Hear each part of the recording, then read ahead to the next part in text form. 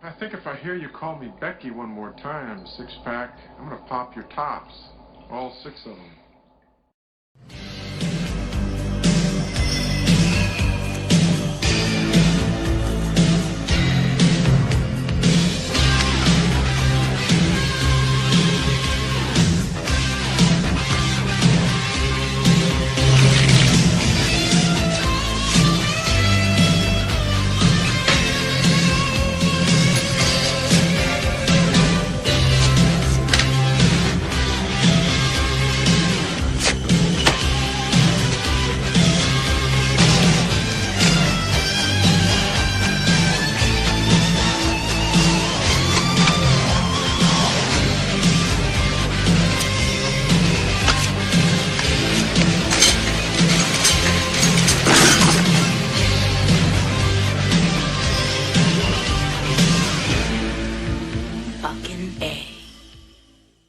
DeVito also directs Mara Wilson, who stars as Matilda, an extraordinarily gifted and tragically neglected child who develops magical powers. Nah, you eat it.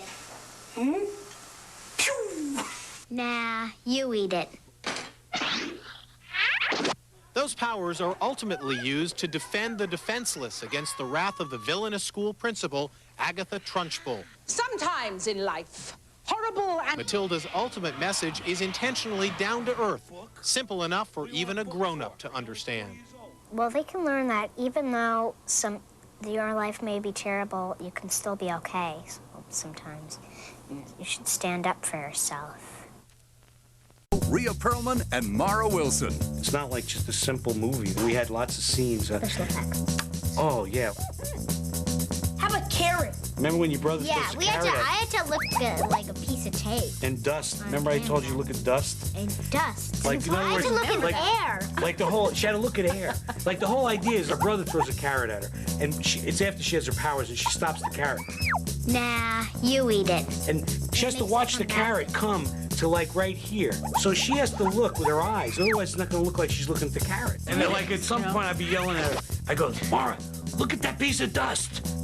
And what? Look at the piece of dust that's flying toward you. And she go, and then look at the dust. I'd be like, huh? Sometimes that's the one that works. Don't miss TriStar Pictures' Matilda, now at theaters everywhere. Hey, this is Matt once again. Welcome back to another review. This is another Patreon review for Johnny, who was very gracious with his Patreon pledge. Thank you for that. If anyone's ever interested in joining my Patreon or supporting me via PayPal, movie request, anything of that nature, the links are down below in the info box. The review for today is Matilda, which was a lot refreshing after watching Harriet the Spy, which I wanted to yank a foot into my ass. This, on the other hand, I thought did a much better job. And funny enough, came out around the same time. Maybe the same year? I think that was 96. And yet this did such a better job establishing a character, building up your lead kid character who is going through issues, but you keep her likable. You make the film better paced. You don't have, oh, there's no plot until 50 minutes in the movie, which Harry the Spy did, and various other stuff. Here, you do feel sorry for the lead character. And she's well played by Mara Wilson. Mara, not sure what's exactly the pronunciation. She was in Mrs. Doubtfire. She was in a couple other films. I think she was in a film, A Simple after this. I believe soon after this she retired from acting. But she was a good child actress. She was cute but not annoying. And maybe that's the fact that this is directed by Danny DeVito, who also co-stars in the movie. And Danny DeVito did a really nice job directing this. I liked Matilda. Yeah, I thought it went at a fast pace. I thought it didn't have a ton of stupid jokes, a la fart jokes or crazy jokes that you would see nowadays in Smurf movies and Garfield movies. Well, that was back then, but that's not really today. Those are years ago, but you know what I mean. Just a piss joke here and a joke about shit there, or have a psychopath as a lead like Harriet the Spy. Here, from the beginning, you feel sorry about Matilda because as soon as she's born, she has these two god-awful parents, well played by Danny DeVito and Rhea Perlman. Rhea Perlman, she was on, I can't believe I forgot the TV show, the Cheers, which I didn't watch a lot of. A little bit. Where everybody knows your name. Ted Danson, Woody Harrelson, and others.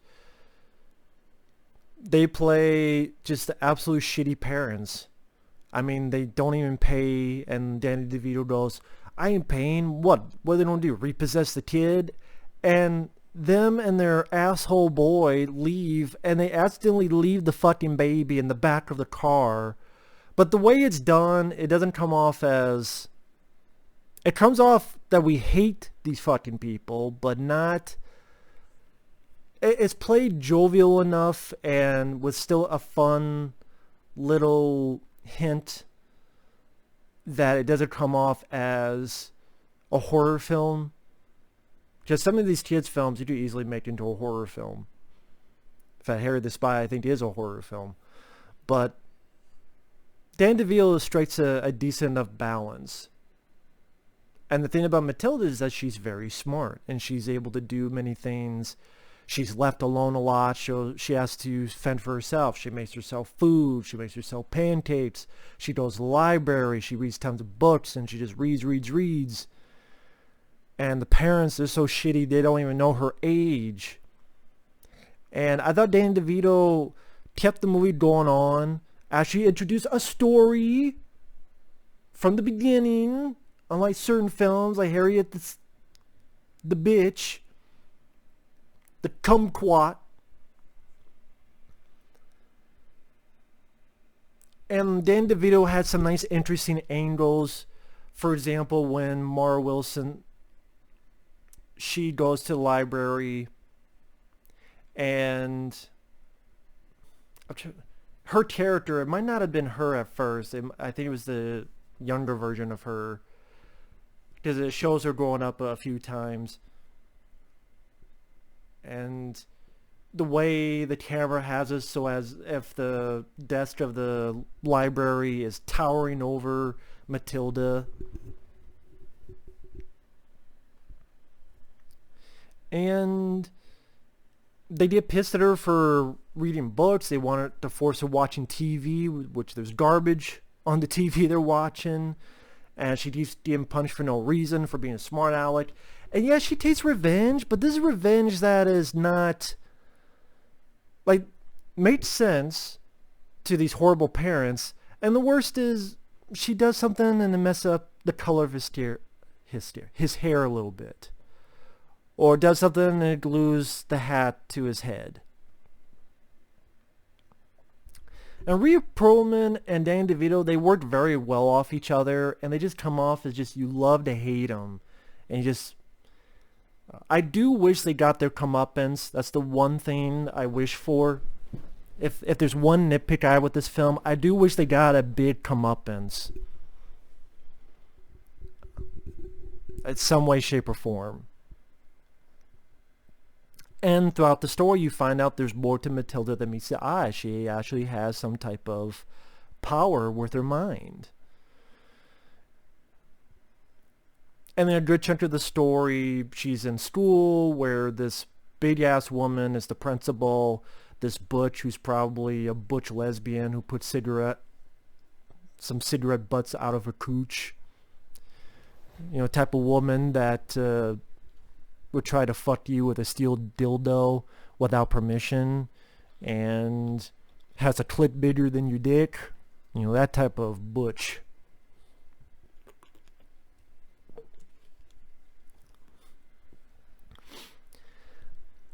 But the actress played her well for what she was asked to do.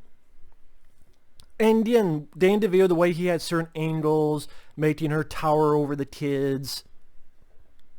There's some over-the-topness, her flinging kids out of the damn school and they're flying, but then the kid does land nicely. So that's what I mean. There's some, like, could be horrific moments, but Danny DeVito doesn't go too far over the line. So, you know, the kid lands nicely and she gets some flowers. So it's a little balance DeVito's keeping here. And you actually do build up more Matilda's character where it's easy to like her. There's a scene where this kid who is overweight and the principal's forcing him to eat this cake to embarrass him. But Mara Wilson and the kids start cheering him on, and he does it, and she has a nice friendship with her teacher, played by, I believe, Embeth Davidtz. I believe that's who it is. And I thought the two of them worked well together. As Miss Jennifer Honey, her teacher. Yeah, and Beth Davis, she was in Army of Darkness. Oh yeah, and Bicentennial Man. I knew I just saw her. No wonder I forgot, because I want to forget Bicentennial Man. But yeah.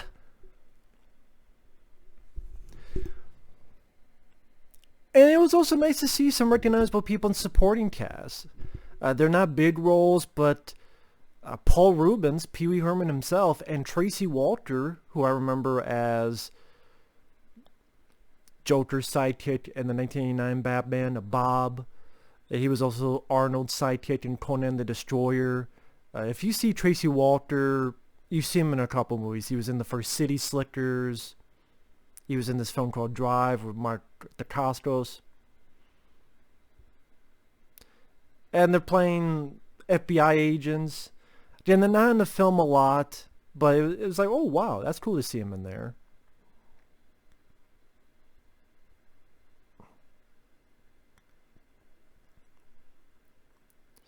And I commend Mara Wilson because the way she pulled off this role, and looked up some info, her mother passed away due to breast cancer during the filming of this movie. And that's why the film is dedicated to her memory, Susie Wilson. I'm going, wow, this little girl, I forget what age she is here.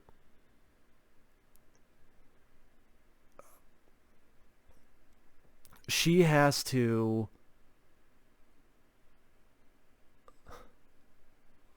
do an entire film, do a good job too, and to be likable while her mom passes away due to breast cancer. I commend her, man. I commend her quite a bit. That's a really tough thing.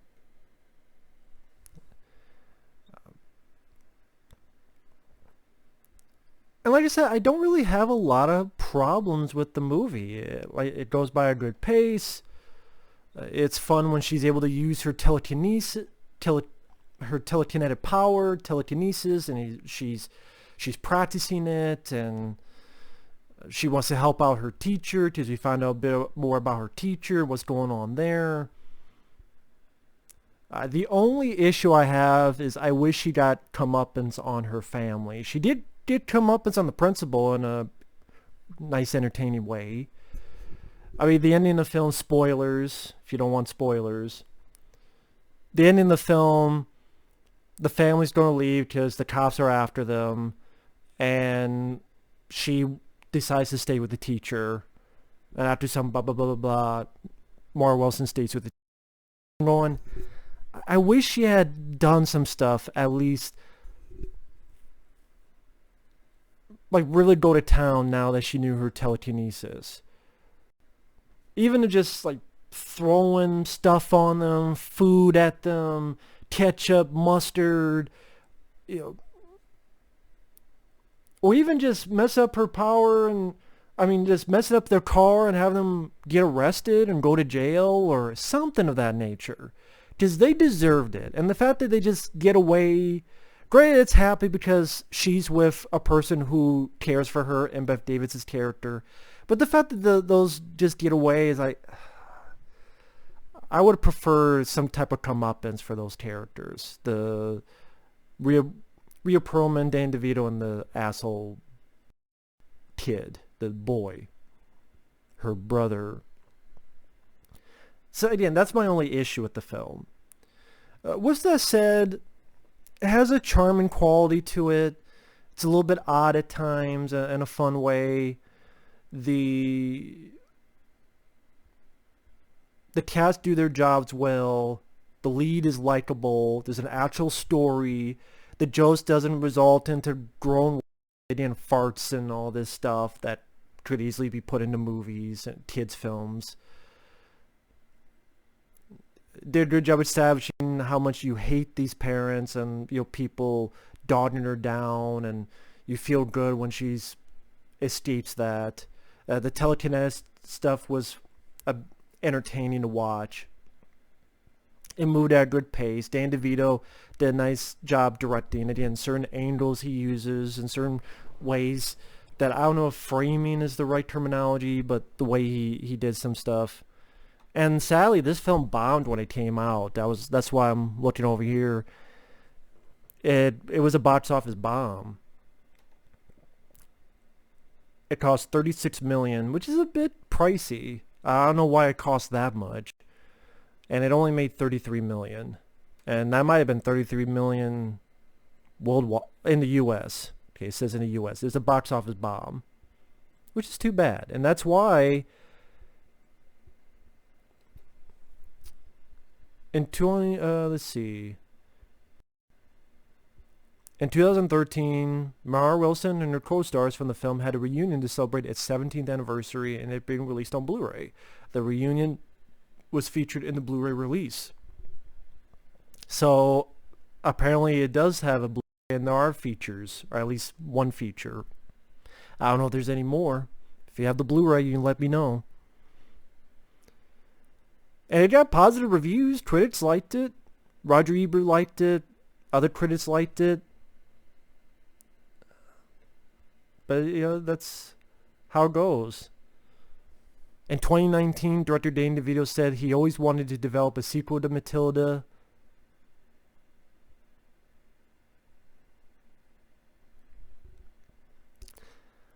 They probably have Mara Wilson. Her daughter has gone through the same thing. I don't know if you need a sequel. It'll never happen because Matilda was a bomb. It's not really in the zeitgeist of pop culture. There are people who know it. I've heard of this film a lot, and this is my first time watching the film, and I did enjoy it. But Matilda is not in the big zeitgeist compared to Bill and Ted, Dumb and Dumber.